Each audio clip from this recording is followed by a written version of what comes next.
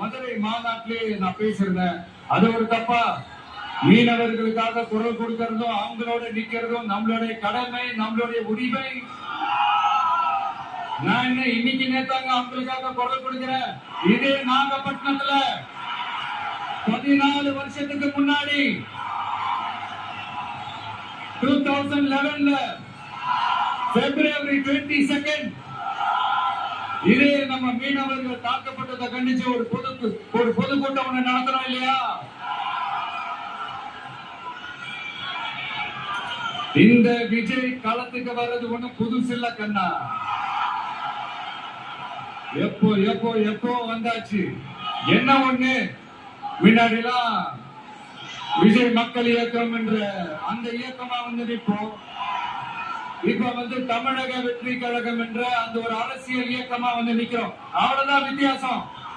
அன்னைக்கும் சரி, இன்னைக்கும் சரி, இனிமேலும் சரி, மக்களுக்காக மக்களோட நிக்கிறது தான். இது புரிய வேண்டியவங்களுக்கு புரிஞ்சா சரி.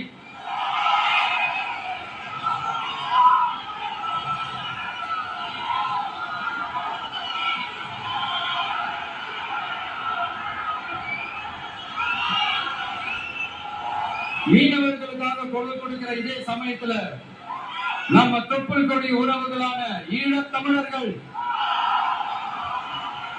அவங்க இலங்கையில இருந்தாலும் உலகத்துல எந்த மூலையில இருந்தாலும் தாய்ப்பாசம் காட்டின தலைவனை இழந்து தவிக்கிற அவங்களுக்காகவும் குரல் கொடுக்கிறது, அவங்களுக்காகவும் நிக்கிறது நம்மளோட கடமை இல்லையா? மீனவர்களோட உயிர் எந்த அளவுக்கு முக்கியமோ அந்த அளவுக்கு ஈழத் தமிழர்களோட அவங்களுடைய கனவுகளும் அவங்களுடைய வாழ்க்கையும் நமக்கு ரொம்ப ரொம்ப முக்கியம். நம்ம மீனவர்கள் பண்ற இந்த கஷ்டத்தை எல்லாம் பார்த்து ஒரு பெருசா ஒரு கடிதம் ஒண்ணு எழுதிட்டு அதுக்கப்புறம் கப்சிப்னு சைலண்டா போறதுக்கு நாம ஒண்ணு இந்த கபட நாடக திமுக அரசும் கிடையாது.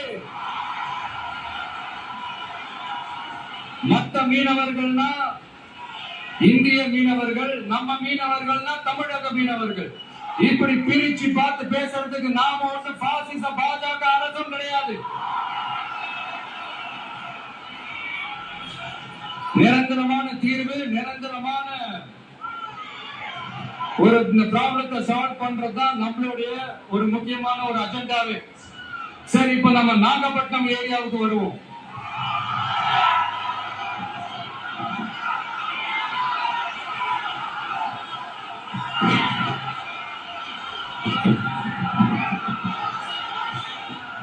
இங்க இருக்கிற மண் வளத்தை பாதிக்கிற இறால் பண்ணைகளை முறைப்படுத்தணும்.